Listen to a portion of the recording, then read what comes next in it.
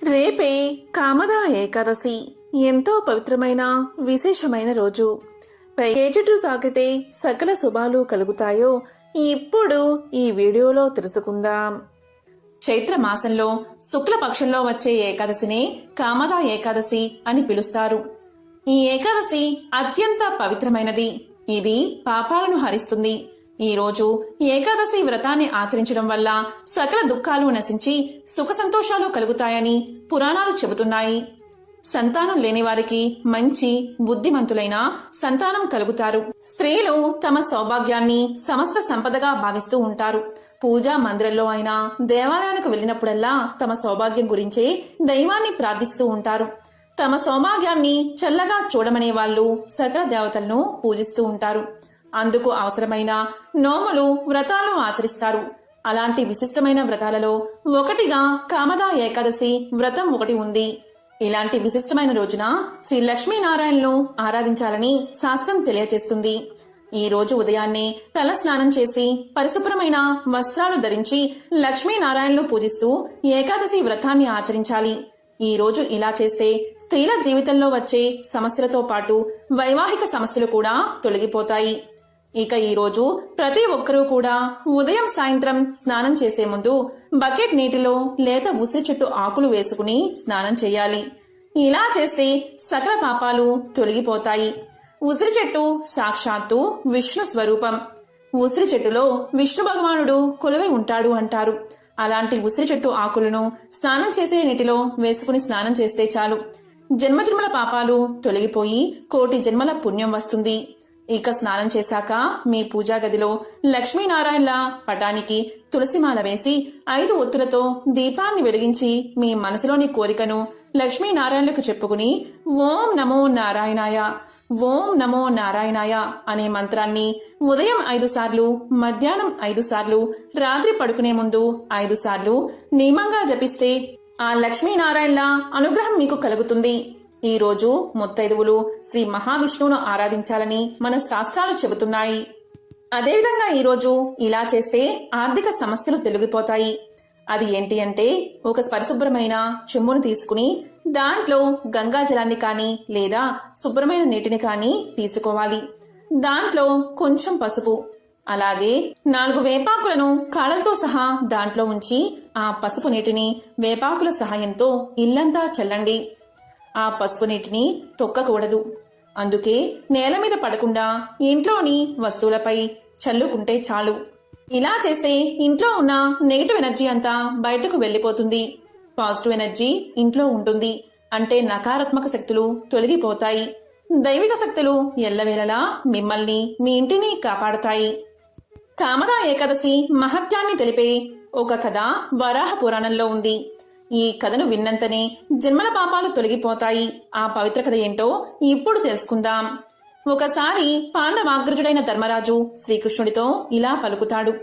ఓ కృష్ణ, చైత్రమాసంలో శుద్ధ ఏకాదశి పేరు ఏమిటి?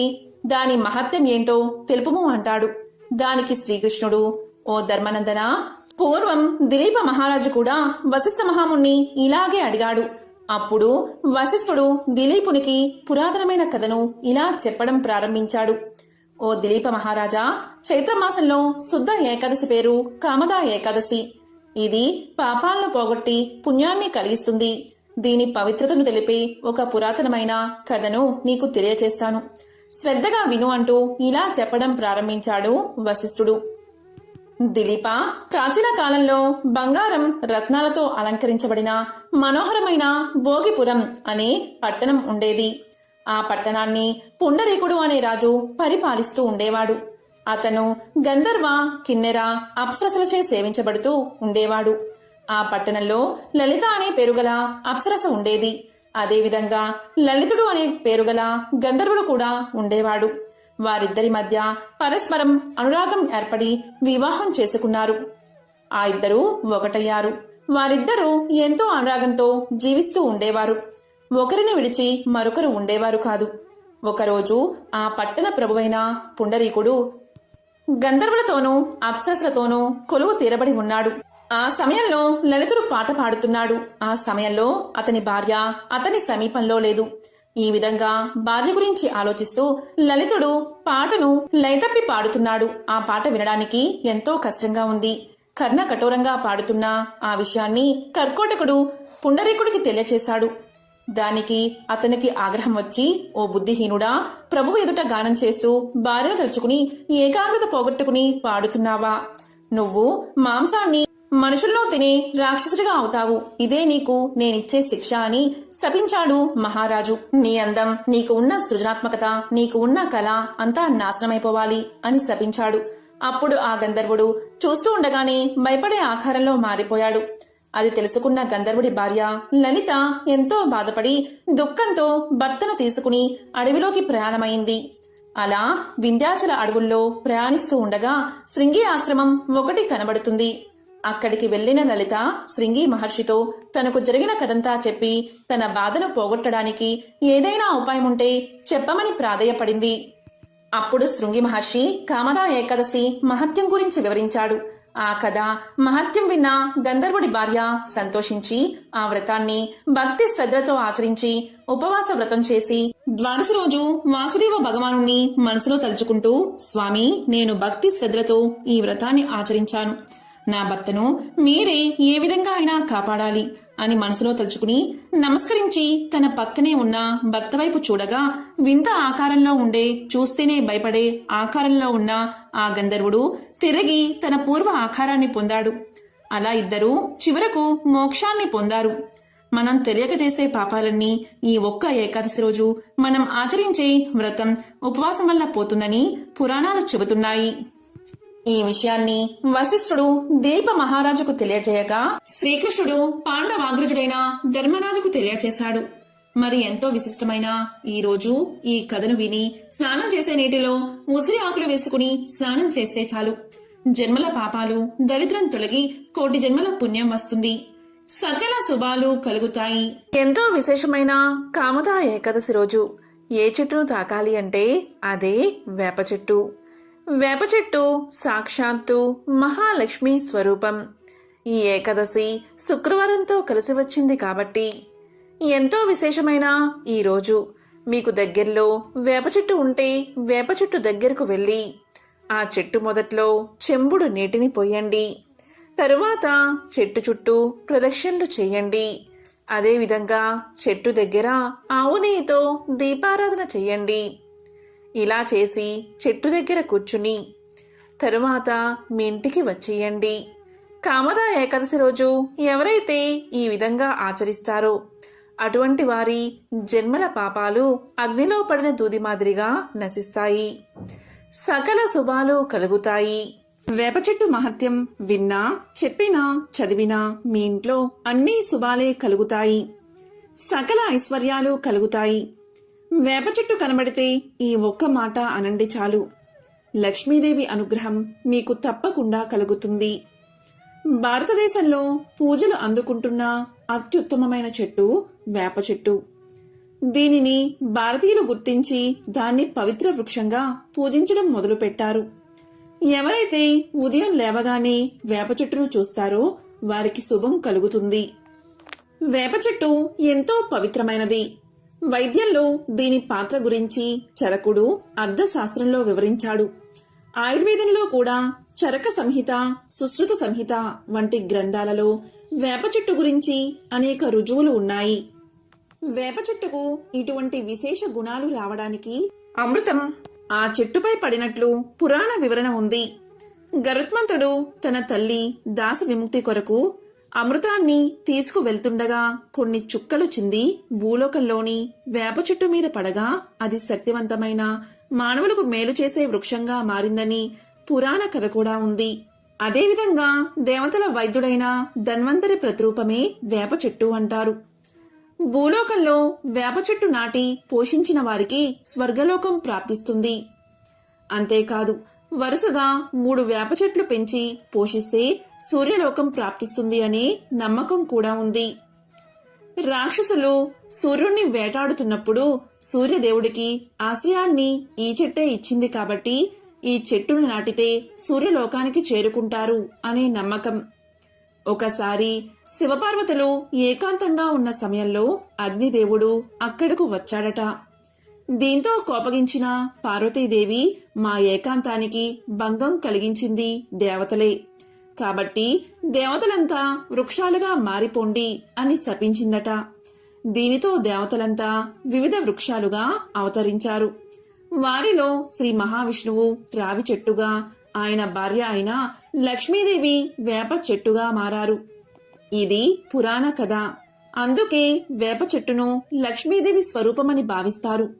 అందువల్లే లక్ష్మీ స్వరూపమైన వేప చెట్టును నాటి దానికి రావి చెట్టుకి వివాహం కూడా చేస్తారు. ఉత్తర భారతదేశంలో వేప చెట్టును నీమాలీదేవి అని పిలుస్తారు. అందుకే రావి చెట్టును పురుషుడిగా, వేప చెట్టును స్త్రీగా భావించి హిందువులు ఎక్కువగా పూజలు చేస్తారు, వివాహాలు చేస్తారు. ఇలా జంట వృక్షాలను పూజిస్తే దాంపత్య దోషాలు తొలగిపోతాయని, దాంపత్యం అన్యోన్యంగా ఉంటుందని శాస్త్రాలు కూడా చెప్తున్నాయి. ఎవరైతే వేప చెట్టును ముట్టుకుని నమస్కారం చేస్తారో అలాంటి వారికి లక్ష్మీదేవి అనుగ్రహం తప్పకుండా కలుగుతుంది. హిందూ సనాతన ధర్మంలో వేప వృక్షానికి ఉన్న ప్రాధాన్యత అత్యంత విశేషమైనది. ఎవరైతే పగటిపూట వేప చెట్టు నీడలో విశ్రమిస్తారో అలాంటి వారు ఆరోగ్యవంతులుగా ఎక్కువ కాలం జీవిస్తారని ప్రాచీన ఆయుర్వేద గ్రంథంలో చరకుడు తెలియచేశాడు. వేప చెట్టు గొప్పతనం గురించి వివరించే ఒక కథ ఇప్పుడు తెలుసుకుందాం. పూర్వం మలయాళ దేశంలో జామరిన్ అనే రాజు ఉండేవాడు. ఆయన ఒకసారి తన రాజ్యమంతటా చింత చెట్టు నాటించడానికి ఆ పనికి తన మంత్రిని ఉపయోగించాడు. ఆ రాజ్యంలో నంబియార్ అనే గొప్ప వైద్యుడు ఉండేవాడు. మూలికా వైద్యంలో నంబియార్కు పెట్టింది పేరు.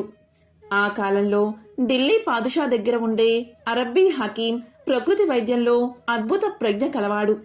నంబియార్ కూడా దాదాపు ఆయనతో సమానమైన వైద్యుడని ప్రజలు చెప్పుకునేవారు. రాజు దేశమంతటా చింత చెట్లు నాటిస్తున్నాడని తెలియగానే నంబియార్ రాజు దగ్గరకు వెళ్లి ఇలా పలికాడు: రాజా, చింత చెట్లు నాటించవద్దు. అవి ప్రస్తుతం చాలానే ఉన్నాయి కదా. వేప చెట్లు నాటించండి. అలా చేస్తే ప్రజలు ఆరోగ్యంగా ఉంటారు, అంటువ్యాధులు దరిచేరవు అని తెలియచేశాడు. దానికి రాజు ఒప్పుకోక ఇలా అన్నాడు: చింత చెట్ల వల్ల అనేక ఉపయోగాలు ఉన్నాయి. చింతపండుకు మంచి గిరాకీ ఉంది. చింత చెట్టుతో చేసినవి శ్రేష్టమైనవి. చింత చిగురు, చింత పువ్వు ఎంతో రుచిగా ఉంటాయి. దారుల వెంట చింత చెట్లు నాటితే ఎవరి పోషణ అవసరం లేకుండానే అవి బ్రహ్మాండమైన చెట్లుగా పెరిగి ప్రయాణికులకు చల్లని నీడనిస్తాయి. వేప చెట్టు వల్ల ప్రయోజనం ఏమిటి అని రాజు అన్నాడు. ఈ మాటలకు నంబియార్ రాజుకు ఎదురు చెప్పకుండా వెనుతిరిగి వెళ్లిపోయాడు. అలా వెళ్తూ వెళ్తూ మంత్రి ఇంటికి చేరుకున్నాడు. మంత్రి నంబియార్కు స్వాగతం పలికాడు. అప్పుడు నంబియార్ మంత్రి వైపు చూస్తూ ఉండిపోయాడు. అప్పుడు మంత్రిగారు నవ్వుతూ, ఎందుకు మీరు అలా నన్ను పరీక్షగా చూస్తున్నారు? మీ దయవల్ల నా ఆరోగ్యానికి ఎటువంటి లోపం లేదు అన్నాడు. దానికి నంబియార్ గంభీరంగా, ఇప్పుడేమీ లోపం లేదు, కానీ 6 మాసాలలో మీకు భయంకరమైన జబ్బు చెయ్యబోతుంది. సకాలంలో దానికి తగిన చికిత్స చెయ్యాలి, లేకపోతే చాలా ప్రమాదం అన్నాడు. నంబియార్ మాటలకు మంత్రి కంగారు పడి, అయితే తక్షణమే వైద్యాన్ని ప్రారంభించండి అన్నాడు. దానికి నంబియార్ ఇలా పలికాడు: ఈ వ్యాధి వైద్యానికి లొంగేది కాదు. మీరు వెంటనే బయలుదేరి ఢిల్లీలో పాదుషా దగ్గర ఉండే హకీంని చూడడం మంచిది అన్నాడు. దానికి మంత్రి ఇలా అన్నాడు: అంత దూరం ఏదో విధంగా కష్టపడి వెళ్తే మాత్రం ఆయన నన్ను సరిగ్గా చూస్తాడా అన్నాడు. దానికి నంబియార్ ఇలా అన్నాడు: హకీం గారికి అటువంటి తేడాలేమీ లేవు. ఆయన ఎంత పేదవాడు వచ్చినా ధనవంతుడు వచ్చినా ఒకేలా ఆదరిస్తాడు. మీరు వెంటనే బయలుదేరడం మంచిది అన్నాడు. వ్యాధి విషయంలో నంబియార్ చెప్పిన మాటలకు తిరుగులేదు కాబట్టి మంత్రి సెలవు తీసుకుని ఢిల్లీకి ప్రయాణమయ్యాడు.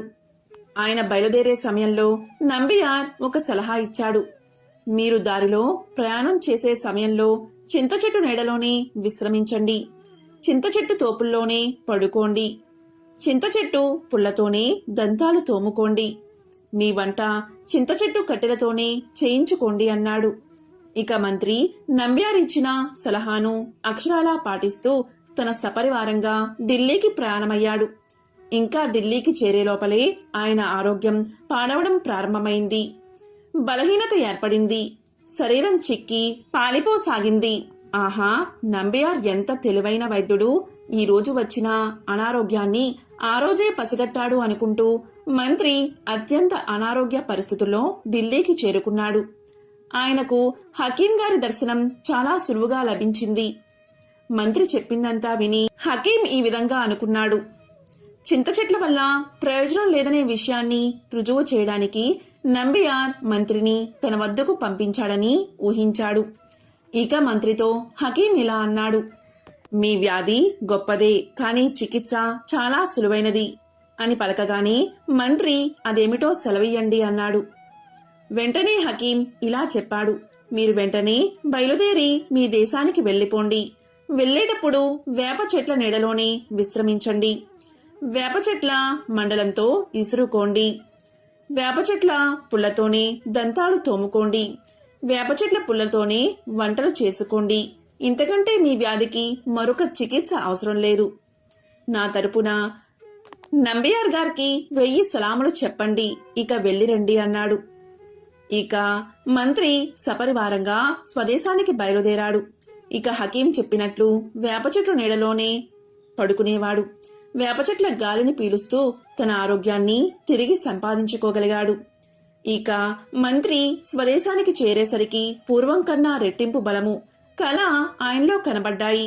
మంత్రి ఇల్లు చేరగానే నంబియార్ ఆయన్ని చూడ్డానికి వచ్చాడు. అప్పుడు మంత్రి తన అనుభవాన్ని నంబియార్తో చెప్పాడు. దానికి నంబియార్, తక్షణమే రాజుగారి వద్దకు వెళ్దాం. మీ అనుభవాల గురించి మనం తక్షణమే రాజుగారికి విన్నవిద్దామన్నాడు. ఇక ఇద్దరూ కలిసి రాజు దగ్గరకు వెళ్లారు. రాజు మంత్రి అనుభవాలు విని ఆశ్చర్యపోయాడు. ఇంతలో నంబియార్ ఇలా అన్నాడు. ఇందులో నా తప్పు చాలా ఉన్నందుకు మీ ఇద్దరూ నన్ను మన్నించాలి. మంత్రిగారికి ఏ జబ్బు లేకుండానే నేను ఆయన్ని ఢిల్లీ ప్రయాణం చేయించాను. చింత చెట్టు కన్నా వేప చెట్టు మంచిది అని నిరూపించడమే నా ఉద్దేశం అని నంబియార్ వేప చెట్టు మహిమ గురించి రాజుకు మంత్రికి చెప్పాడు. రాజా, ఇప్పటికైనా ప్రజల మేలు కోరి చింత చెట్లు నాటడం మాని వేప చెట్లు నాటించండి అని వేడుకున్నాడు. అందుకు రాజు చింత చెట్ల కన్నా వేప చెట్ల మహిమ తెలుసుకుని దేశమంతటా వేప చెట్లు నాటించాడు. అందుకే వేప చెట్టును హెర్బల్ డాక్టర్ ఆఫ్ ఇండియా అని పిలుస్తారు. ఎందుకు అంటే వేప చెట్టు ఆకుల నుండి పూత వరకు అన్ని భాగాలు ఔషధాల్లో ఉపయోగిస్తారు. దాదాపు 400 సంవత్సరాల క్రితం నుండి ఆయుర్వేదంలో వాడుతున్నారు. వేప చెట్టును సర్వరోగ నివారణగా పిలుస్తారు. వేప చెట్టు గాలిలోని వైరల్ బ్యాక్టీరియాను నశింపచేసి మనకు ఆరోగ్యాన్ని పెంచుతుంది. మన తెలుగు సంవత్సరాది ఉగాది రోజు వేపపూత బెల్లంతో చేసిన ఉగాది పచ్చడి తినాలని శాసనాలు చెబుతున్నాయి. అంటే వేపపూత బెల్లం కలిపి తినడం వల్ల మనిషి శరీరం వజ్రంగా మారుతుంది. అంత ఆరోగ్యాన్ని మనకు ప్రసాదిస్తుంది. వేప పుల్లతో దంతాలు తోమితే సమస్త దంత సమస్యలు తొలగిపోతాయి. ఇలా దంతాలు తోమే సమయంలో ఆ ఆకుల రసం పొట్టలోకి వెళ్లడం వల్ల లోపల ఉన్న చెడు అంతా బయటకు పోతుంది. అంతర్గత అవయవాలు ఆరోగ్యంగా పనిచేస్తాయి. అంతేకాదు పళ్ళు తెల్లగా దృఢంగా మారతాయి. మీకు 100 సంవత్సరాలు వచ్చినా దంతాలు దృఢంగానే ఉంటాయి. అమ్మవారు సోకినప్పుడు వేపాకుల మీద పడుకోబెడితే నయమవుతుంది. వేప చెట్టు గాలిలోని కాలుష్యాన్ని నివారించి మనకు చక్కటి ఆరోగ్యాన్ని ఇస్తుంది. వేప చెట్టు సమీపంలో ఎవరైతే నివసిస్తారో అలాంటి వారికి ఎటువంటి వ్యాధులు దరిచేరవు. వారానికి ఒకసారి పరగడుపున 7 వేప చిగుళ్లు నూరి ఉండచేసి మింగి 1/4 కప్పు పెరుగు సేవిస్తే కడుపులో మరియు పేగుల్లోని వివిధ రకాల క్రిములు చనిపోతాయి. వేప చిగుళ్ళు పసుపు సమానంగా కలిపి లేపనం చేస్తే దురదలు దద్దుర్లు నయమవుతాయి. కాబట్టి వేప చెట్టు అంత గొప్పది అని పరిశోధనలు కూడా తెలియచేస్తున్నాయి. ప్రపంచంలోని శాస్త్రవేత్తలంతా వేప చెట్టుపై అనేక పరిశోధనలు చేసి ఇంతకు మించిన చెట్టు ఈ భూమండలంలోనే లేదని ఎంతో గొప్పగా చెప్పారు. అంత విశేషమైనది వేప చెట్టు మహిమ. వేప చెట్టు సాక్షాత్తు లక్ష్మీ స్వరూపం.